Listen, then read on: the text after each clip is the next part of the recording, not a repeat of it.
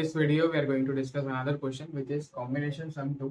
ठीक है, इसके पहले मैंने combination sum 1 बताया था, तो एक बार उस वीडियो को जाके जरूर देख लेना क्योंकि उसी का एक्सटेंशन मैं इस वीडियो में बताने वाला हूँ। तो उस कोड को थोड़ा सा अपन चेंज करेंगे तो कैसे ये वाला क्वेश्चन सॉल्व हो जाएगा। ठीक है, तो कॉम्बिनेशन सम 2 क्वेश्चन क्या बोलना चाहता है पहले अपन ये देख लेते हैं, है ना। इसमें अपने को दे रखा है इनपुट दे रखा है, सपोज एक अरे दे रखा है, सेम वैसा ही है इनपुट इसमें भी 2 5, ठीक है 2 2 1, और मेरे को एक टारगेट वैल्यू दे रखी है 5, है ना। तो अगर मैं कॉम्बिनेशन सम 1 की बात करूं जो अपन ने वीडियो के पहले किया था, तो उसमें क्या देखना था, इसमें से सारे ऐसे कॉम्बिनेशन बनाओ जिसका सम क्या आ जाए 5। सारे जितने भी ऐसे कॉम्बिनेशन बनते हैं जिसका सम क्या आ जाए 5 आ जाए। कंडीशन उस पर यह भी थी कि किसी भी एलिमेंट को तुम कितनी भी बार ले सकते हो, किसी भी एलिमेंट को कितनी भी बार ले सकते हो। ऐसा कॉम्बिनेशन बनाना जिसका सम क्या आ जाए 5। ये तुम्हारा पिछला क्वेश्चन। इस क्वेश्चन में ये है, कॉम्बिनेशन सम 2 में ये है कि तुमको ऐसे कॉम्बिनेशन बनाने हैं जिसका सम 5 आ जाए। इसमें भी वही करना है, लेकिन इसमें ये है कि किसी भी एलिमेंट को तुम नंबर ऑफ टाइम्स नहीं ले सकते, मतलब कितनी भी बार नहीं ले सकते। वो एलिमेंट जितनी बार इसमें प्रेजेंट है तुम उतनी बार तो उसको ले सकते हो। जैसे 2 इसमें 3 बार प्रेजेंट है तो इसमें 3 बार ले सकते हो। ठीक है, कॉम्बिनेशन सम 1 में मैंने बताया था किसी भी एलिमेंट को या तो ले रहे हो तो अपन उसको कितनी भी बार ले सकते हो, और या तो नहीं लेना है तो नहीं ले सकते, है ना। इस वाले में क्या करना है कि यहाँ पे तुम ये चीजें हटा दो, या तो तुम उस एलिमेंट को पिक करोगे या पिक नहीं करोगे, ठीक है, और सीधे फिर आगे बढ़ोगे। ले लिया तो भी मैं आगे बढ़ जाऊंगा और नहीं लिया तो भी मैं आगे। ठीक है, तो इस क्वेश्चन में यही बोलना चाह रहा है कि इसका जो आउटपुट आना चाहिए ना, वो क्या आना चाहिए कि किसी भी एलिमेंट को जितनी बार है उतनी बार उसको ले सकते हैं। और सेकंड ये है कि किसी भी कॉम्बिनेशन की अगर परम्यूटेशन आ रही है तो सिर्फ एक परम्यूटेशन उसकी रिटर्न करें। इसका क्या मतलब है कि जैसे टारगेट सम 5 है ना, तो मेरा इसमें क्या क्या आ सकता है आउटपुट, मेरा पास आ सकता है 2 2 1, है ना। इस 2 को ले लो, इस 2 को ले लो, इसको 1 को ले लो, इस 2 को ले लो, इस 1 को ले लो, इसको 2 को ले लो, तो क्या आ जाएगा 2 1 2। ठीक है, एक 1 2 2 भी बन सकता है, एक इकलौता 5 बचा वो भी बन सकता है। ठीक है, तो ये इसके कॉम्बिनेशन से बन सकता है। तो इस पर्टिकुलर क्वेश्चन में ये बोला गया है कि अगर आपके पास डिफरेंट परम्यूटेशन बन रही है सिमिलर टाइप ऑफ कॉम्बिनेशन की, यानी कि टू दो बार आ रहा है और 1 एक बार आ रहा है, इसमें भी यही, इसमें भी, इसमें भी यही, तो तुम उसमें से सिर्फ एक ही रिटर्न करो। ठीक है, एक ही रिटर्न करो। तो इसमें से तुमको सिर्फ एक रिटर्न करनी है, रिटर्न तुम कोई से भी करो। तो इसका जो आउटपुट आना चाहिए वो ये आउटपुट नहीं आना चाहिए। इसका आउटपुट क्या आना चाहिए, इसका आउटपुट आना चाहिए सपोज मैंने 1 2 2 को पिक किया और 5 को या डिफरेंट टाइप ऑफ परम्यूटेशन बन रही है, तो सिर्फ एक रिटर्न करना है, एक ही कंडीशन। दूसरी कंडीशन ये है किसी भी एलिमेंट को कितनी भी बार तुम नहीं ले सकते, या तो उसको ले लो और आगे बढ़ो या उसको मत लो और आगे बढ़ो, ये दो कंडीशन। ठीक है, तो पहले मैं तुमसे वो रिक्वेस्ट करूंगा कि पहले वाली वीडियो देख लो, कॉम्बिनेशन सम 1 देख लो, तो ही ये वाला वीडियो समझ में आएगा क्योंकि ये उसी का एक्सटेंशन। ठीक है, चलो तो कॉम्बिनेशन सम 1 में मैंने क्या बताया था तुमको कि किसी भी एलिमेंट को अगर मैं ले रहा हूँ, टारगेट मेरा अगर सपोज अभी 5 है, किसी भी एलिमेंट को मैं अगर ले रहा हूँ तो टारगेट में से मैं उसको माइनस कर, तो 5 माइनस 2 क्या हो जाएगा 3, है ना। टारगेट की वैल्यू ये हो जाएगी अगर मैंने 2 को ले लिया, है ना। और मेरे पास बेस कंडीशन निकल के क्या आई थी, अगर टारगेट 0 हो गया, यानी कि अगर एलिमेंट्स को मैं पिक करता जाऊंगा, सपोज 1 को लिया तो 3 5 माइनस 1 4 हो गया, 4 माइनस 2 2 हो गया, 2 माइनस 2 0 हो गया। तो जैसे ही मेरा टारगेट 0 होगा वैसे ही मैं रिटर्न कर, यानी कि बेस कंडीशन क्या थी हमारे, टारगेट 0 होगा तो रिटर्न कर जाएंगे, या फिर आई अगर साइज तक पहुंच गया, जो भी मैं वेरिएबल चला रहा हूँ अगर सी की साइज तक पहुंच गया, यानी उस अरे की साइज तक पहुंच गया तो मैं रिटर्न करता हूँ। दो कंडीशन ये थी बेस कंडीशन। ठीक है, रिकर्सिव रिलेशन क्या था, किसी भी एलिमेंट को ले रहे तो कितनी भी बार ले रहे और नहीं ले रहे तो नहीं ले रहे। ठीक है, इस वाले क्वेश्चन में क्या होगा कि उसको लेना है तो भी आगे बढ़ो और नहीं लेना है तो भी आगे। लेने की कंडीशन में मैंने तुमको क्या बताया था कि अगर टारगेट एलिमेंट से बड़ा होगा, यानी कि 5 अगर इस 2 से बड़ा है तो ही मैं उसको ले सकता हूँ, और नहीं लेने के लिए कोई कंडीशन नहीं थी, है ना। अगर टारगेट एलिमेंट से बड़ा होगा या उसके इक्वल होगा तो मैं उसको ले सकता हूँ। तो यहाँ पे टेक कंडीशन आएगी, नॉट टेक में क्या आएगा कि कोई भी कंडीशन नहीं है, नहीं लेना तो सीधा आगे बढ़ो, आई को इंक्रीमेंट करो। अपन ने पिछली बार क्या किया था कि लेने वाली कंडीशन में आई को इंक्रीमेंट नहीं किया था, और नहीं लेने वाले कंडीशन में मैंने आई को इंक्रीमेंट किया। क्यों ऐसा किया था, क्योंकि अगर नहीं लेना है तो अपन आगे बढ़ रहे थे, लेकिन अगर उसको लेना है तो पहले अपन देख रहे थे कि उसको कितनी भी नंबर ऑफ टाइम उसको ले सकते। ठीक है, तो इस पर्टिकुलर क्वेश्चन में क्या बोला है कि एक एलिमेंट को जितनी बार वो प्रेजेंट है उतनी बार ही ले सकते।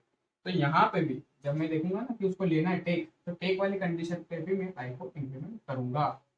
तो ये पहला वाला अपना जो फॉल्ट आ रहा था इस क्वेश्चन का वो तो क्लियर हो गया। क्या था कि किसी भी एलिमेंट को अपन बहुत बार नहीं ले सकते, तो नहीं ले सकते तो भैया उसको ले लिया तो उसके बाद तो आगे बढ़ जाए, और नहीं ले रहा है तो भी आगे बढ़, दोनों कंडीशन में मैं आई को इंक्रीमेंट कर रहा हूँ। ठीक है, ये चीज तो क्लियर हो गई। लेकिन अब बचता है अपने कि डिफरेंट परम्यूटेशन आ रही है अगर, तो सिंगल परम्यूटेशन कैसे रिटर्न, ठीक है, पहले तुम खुद से कोशिश करो, उसके बाद अपन इसको देखो। चलो तो अब अपन इसको समझते हैं। पहले वाला क्वेश्चन पूरा क्लियर है ना? मैं थोड़ा सा ओवरव्यू अभी उसका दिया है कि क्या कैसे क्या था अपन ने वो वाला, है ना?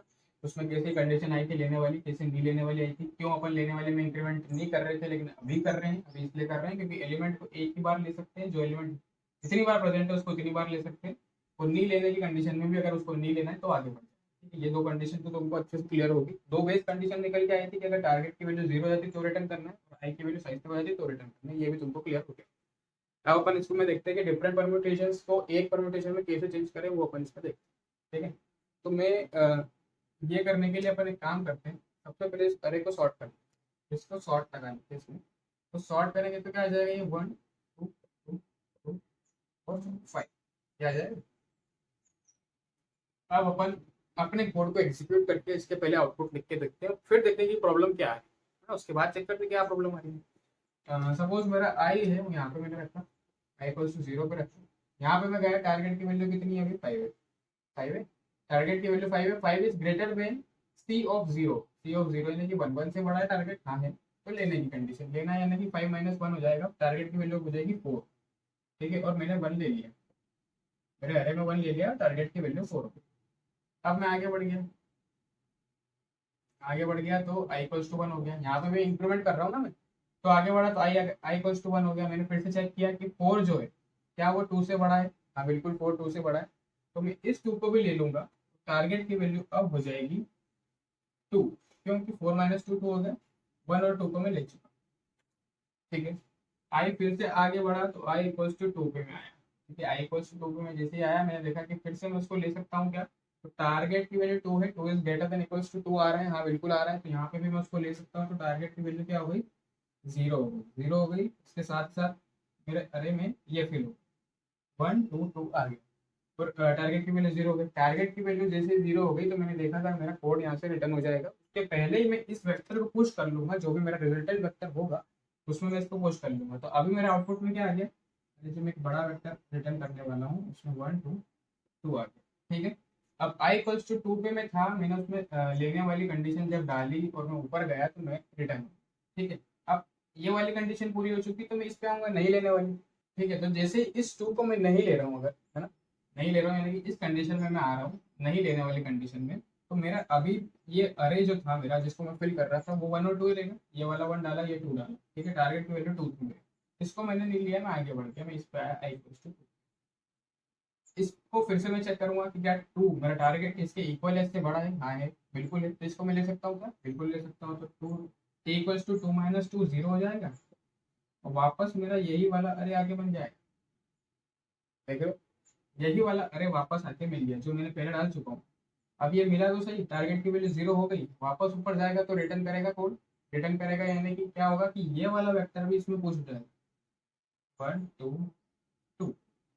ठीक है, तो डुप्लीकेट्स आ रहे हैं इसमें, इसमें भी डुप्लीकेट्स आ रहे हैं, 1 2 2 आ गया, फिर वापस 1 2 2 आ गया। तो इनसे बचने के लिए अपन इस वाले में क्या कर सकते हैं, अपन ये कर सकते हैं, अपन अगर किसी एलिमेंट को ले रहे हैं तो अपन सिंपली आगे बढ़ते जाए, इसमें कोई प्रॉब्लम नहीं है मेरे को, इस वाले कोड में कोई प्रॉब्लम। ठीक है, लेकिन अगर मैं उस एलिमेंट को नहीं ले रहा हूँ, 2 को अगर मैं नहीं ले रहा हूँ, इसका मतलब ये है कि आगे जितने भी 2 है मैं उन सबको ना लूँ।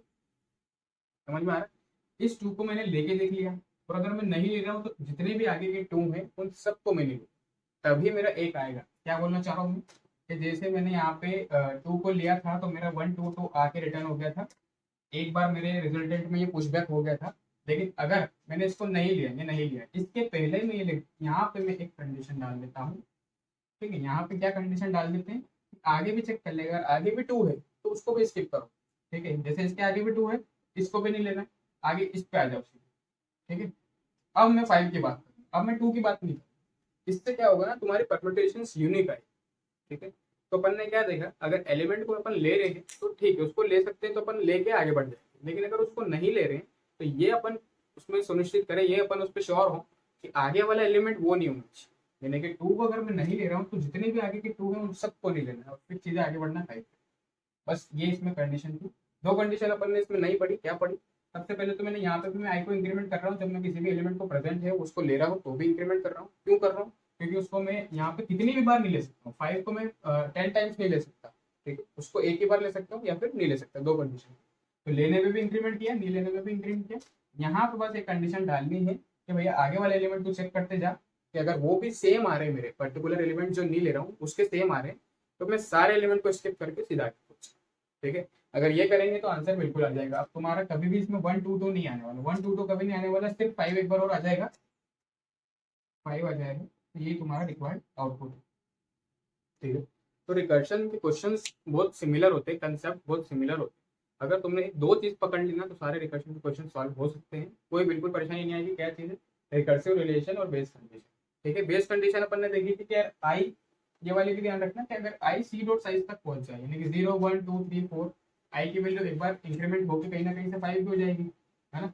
तो अगर आई जो है सी डॉट साइज तक पहुंच जाए तो मैं वहां से रिटर्न कर जाऊँ, पहली बेस कंडीशन। दूसरी बेस कंडीशन ये थी कि टी टारगेट की वैल्यू अगर 0 हो जाए तो मैं रिटर्न कर सकता हूँ। ठीक है, यहाँ पे बीच में जरूर मैं रिजल्टेंट में पहले डालूंगा मेरा वेक्टर, इसमें मैं पुश करूंगा क्या, जो भी मेरा चल रहा है उसको मैं पुश जरूर करूंगा, इसके बाद में मैं रिटर्न। ठीक है, चलो अब इस क्वेश्चन को एक बार अपन कोड करके देख लेते हैं लैपटॉप में। चलो, तो अब इस क्वेश्चन को सॉल्व करके देखते हैं, है ना। अपन ने पूरा इसका पार्ट समझ लिया, समझने वाला पार्ट समझ लिया। अब इसको कोड करते हैं। इसमें सिर्फ दो चेंज आएंगे, जो पहले वाला अपन का क्वेश्चन किया था कॉम्बिनेशन सम 1, उससे सिर्फ 2 लाइन में अपन चेंज करेंगे और इसका आंसर आ जाएगा। ठीक है, तो क्वेश्चन ये दे रखा है, लीड कोड पे 40 नंबर का क्वेश्चन है, combination sum second, given a collection of candidate numbers, ठीक है, candidates and a target number target. तो find all the unique combination in candidates where the candidate number sum to target. ठीक है, उसका सम जो हो कॉम्बिनेशन का वो टारगेट के इक्वल आ जाए।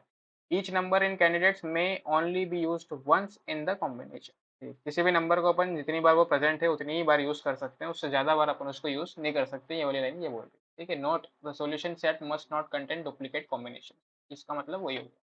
चलो अब आता है अपन पहले क्वेश्चन पे। अपने को ये दे रखा है इनपुट, ये रखा है टारगेट। नीचे वाला जो इनपुट है और ये टारगेट है, ये वाला मैंने बोर्ड पे भी समझाया है, तो इसका अपन सीधा अब यहाँ पे आके कोड लिख। ठीक है, सी प्लस प्लस में अपन कोड लिख रहे हैं। यहाँ पे मेरे को वेक्टर ऑफ वेक्टर रिटर्न करना है ना। मेरे को एक कैंडिडेट्स नाम का वेक्टर वेक्टर दे रखा है, यानी कि ये वाला अरे जो मेरे को कैंडिडेट्स नाम से दे रखा है, और एक टारगेट दे रखा है। ठीक है, चलो जो रिटर्न करना है पहले तो मैं वो बना लेता हूँ। जो कोड पहले वाले क्वेश्चन का था, यानी कॉम्बिनेशन सम 1 का था, पहले उतना कोड अपन पूरा लिख लेते हैं, उसके बाद अपन उसमें फेरबदल कर देंगे। ठीक है, तो सबसे पहले जो रिजल्टेंट वेक्टर होगा उसको आर से नाम दे दिया।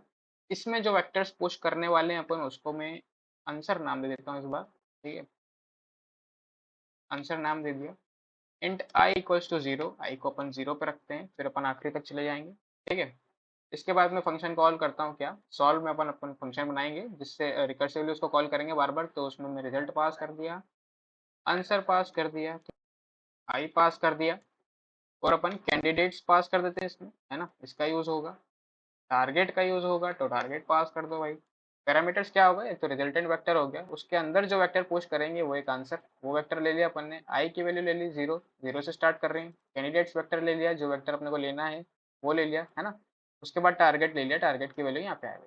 ठीक है, इसके बाद जब ये सब हो जाएगा तो मैं चाह रहा हूँ कि रिजल्टेंट जो वेक्टर है, यानी कि आर ई एस है, उसमें मेरे आउटपुट आके डिस्प्ले हो जाए। तो मैं यहाँ से रिटर्न क्या करूँ, आर ई एस कर। ठीक है, ये तो हो गई अपनी कॉम्बिनेशन सम 2 वाले फंक्शन की बात। अब अपन लिखते हैं अपना सॉल्व, जो कि मेन है। ठीक है, तो मैं ले रहा हूँ वॉइड टाइप का सॉल्व फंक्शन, रिकर्सिव फंक्शन। उसमें सबसे पहला पैरामीटर तुम यहाँ पर देखो, मैंने आर ई एस लिया है, और आर ई एस यानी कि रिजल्ट मेरा क्या है, वेक्टर ऑफ वेक्टर है। ठीक है, तो यहाँ पे मैं पैरामीटर में क्या लिख देता हूँ, रिजल्ट। एड्रेस से मैं उसको पास कर देता हूँ।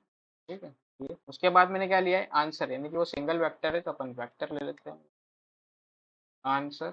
ये आंसर ले लिया वेक्टर। उसके बाद एक इंटीजर टाइप आई लिया है मैंने। उसके बाद मैंने क्या लिया है, कैंडिडेट्स नाम का एक वेक्टर लिया है।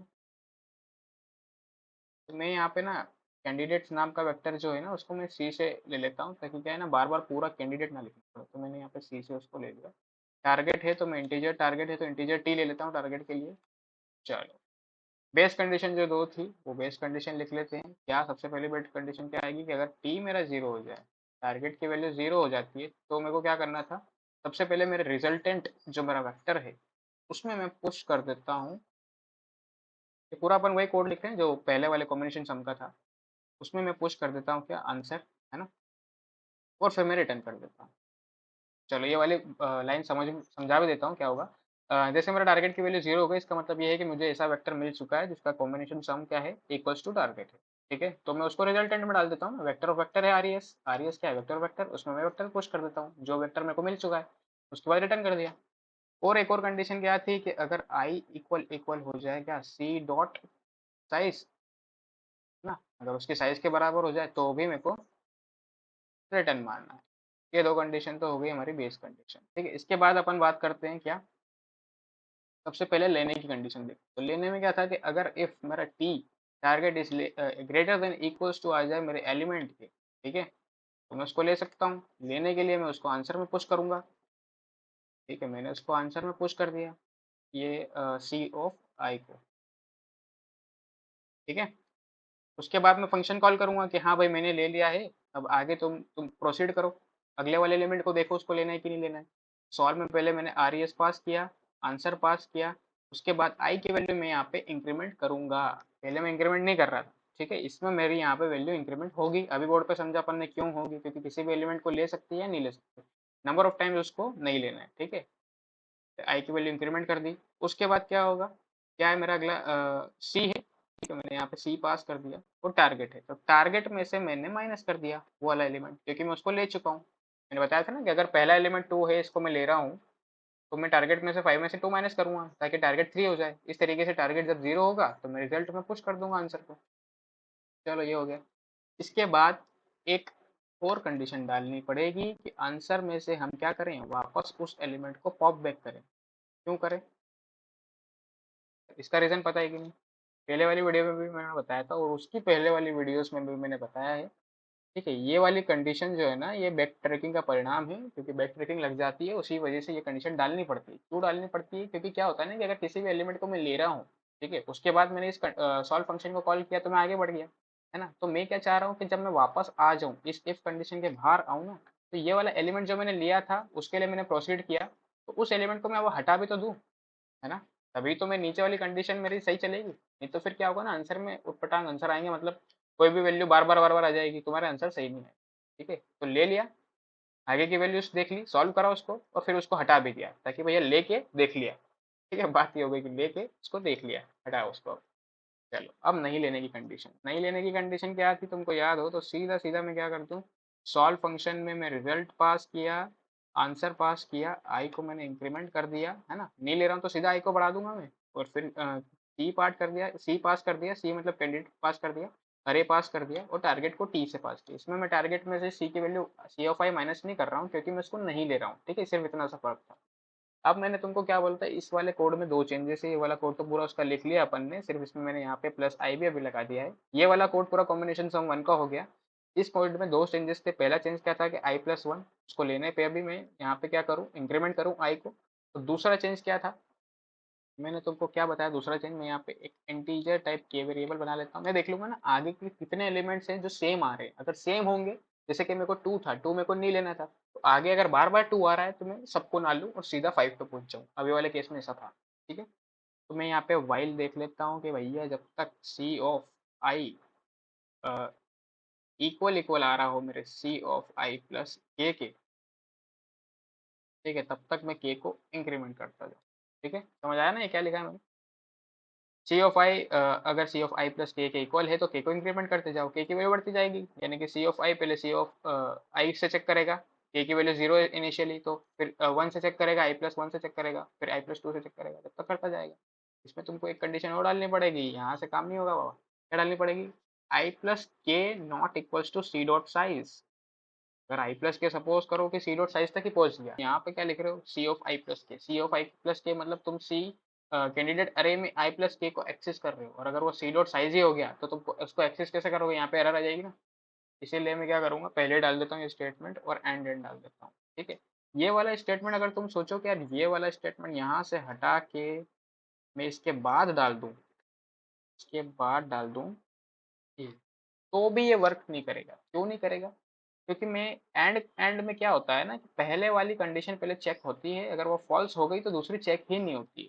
ठीक है, तो आई प्लस के की वैल्यू सपोज इस वाले में आई प्लस के की वैल्यू सी डॉट साइज हो गई, साइज कितनी है इसकी, पांच साइज है इसकी, तो आई प्लस के की वैल्यू अगर फाइव हो गई तो मैं जब इसमें आऊंगा ना तो ये तो चल गया, मतलब C of I equal equal C of five है, क्या सी ऑफ फाइव यहाँ पे है ही नहीं, तो है ही नहीं तो फिर यहाँ पे एरर आ जाएगी। लेकिन अगर मैंने इसको पहले लिखा, ठीक है, इसको मैंने पहले लिख दिया, तो मैं पहले ही चेक कर लूँगा कि भाई आई प्लस के की वैल्यू कहीं सी डॉट साइज तो नहीं हो रही। अगर यहीं पे अगर वैल्यू हो गई तो फिर आगे जाएगा ही नहीं। ठीक है, इसलिए आगे पीछे लिखने का फर्क पड़ जाता है एंड एंड वाली कंडीशन। ठीक है, तो ये इसका पूरा कोड हो चुका है। दो चेंज चेंज किए थे यहाँ पे मैंने, दो चीज़ें चेंज की थी अपन ने। एक तो आई को यहाँ पे इंक्रीमेंट किया है, और ये वाला पूरा नया है यहाँ पे, मतलब डुप्लीकेट्स को हटा दो, डुप्लीकेट्स को छोड़ते जाओ। ठीक है, ये दो चीज़ इसमें थी। ठीक है, तो ये इसका पूरा कोड हो गया। इसमें एक चेंज और करना था, वो चेंज अपन माइनर सा चेंज भूल गए। क्या चेंज करना था, इसमें जब कैंडिडेट अरे को पास कर रहे हैं उससे पहले मैं चाह रहा था कि इसको सॉर्ट जरूर कर लें। मैं सॉर्ट करने के लिए सीधा सॉर्ट फंक्शन यहाँ पे यूज कर रहा हूँ। सॉर्ट कैंडिडेट्स डॉट बिगिन से, यानी कि शुरुआत से लेके तो कैंडिडेट डॉट एंड तक, एंड तक मेरे को सॉर्ट कर दो भाई। ठीक है, तो ये सॉर्ट फंक्शन हमें लगाना जरूरी था यहाँ पे, क्योंकि पहले अपन उसको सॉर्ट करेंगे, उसी के बाद अपन चेक करेंगे। इस कोड में अभी एक और गलती है, वो गलती क्या है तुम जल्दी से इसमें देखो और बताओ मुझे। इसमें एक ये गलती है कि अपन ने क्या बोला कि अगर अपन उसको ले रहे हैं तो भी अपन आई को इंक्रीमेंट कर रहे हैं, और अगर नहीं ले रहे हैं तो भी अपन आई को इंक्रीमेंट कर रहे हैं। ये तो बिल्कुल बात सही है, सत्य है। ठीक है, लेकिन अगर उसको अपन नहीं ले रहे हैं तो अपन ने क्या बोला कि डुप्लीकेट्स को अपन को छोड़ना है, यानी कि आई प्लस वन नहीं करना है। एक बार आगे नहीं जाना है। कहाँ तक आगे जाना है, जितनी बार अगर एलिमेंट रिपीट हो रहा है तो उन सबको स्किप करते करते मैं आगे पहुंच जाऊँ। ठीक है, तो ये वाली कंडीशन में यहाँ से वन हट के आ जाएगा। ठीक है, तो यहाँ पे एक चेंज हो जाएगा। बाकी ये कोड पूरा हो चुका है ना। सिंपल सा कोड था, बिल्कुल पुराने वाले से मैंने कनेक्ट करके तुमको बताया है। इसको अपन रन कर लेते हैं एक बार, है ना। आई होप तुमको अच्छे से समझ में आ गया होगा। मैंने पूरी कोशिश की है कि हर क्वेश्चन को मैं प्रीवियस क्वेश्चन से रिलेट करूं, है ना, और एक लिंक में क्वेश्चन समझाऊं। ठीक है, दो कंडीशन अपन देखते हैं, क्या रिकर्सिव रिलेशन निकालना रहता है, और दूसरी चीज बेस कंडीशन निकालना जरूरी है। दो चीज मिल जाती तो पूरा कोड लिखना आराम से हो जाता। ठीक है, तो ये अपना पूरा कोड हो चुका है, एक्सेप्ट हो गया है ना। अपन इसको सबमिट भी करके देख लेते हैं भाई। क्या लगता है, होगा कि नहीं? होगा यार, क्यों नहीं होगा, अपन ने इतनी मेहनत से किया, सबमिट तो होगा। चलो, सबमिट हो चुका है ये, है ना। ये हो चुका सब। ठीक, तो आई होप तुमको ये क्वेश्चन बिल्कुल समझ में आ गया हो, अच्छे से समझ में आ गया हो। और अगर अच्छे से समझ में आया हो तो प्लीज़ दोस्तों से शेयर कर देना, और प्लेलिस्ट को शेयर करो। हैश टैग दवे से रिकर्शन भी तुम डाल के स्टोरीज लगा सकते हो। इंस्टाग्राम पे मुझे मेंशन कर सकते हो। इंस्टाग्राम आईडी भी मैंने इसमें दे रखी है। ठीक है, यूट्यूब चैनल पे सामने साइड में क्लिक करोगे तो इंस्टाग्राम अकाउंट खुल जाएगा सीधा। ठीक है, फिर मिलते हैं नेक्स्ट। बाय।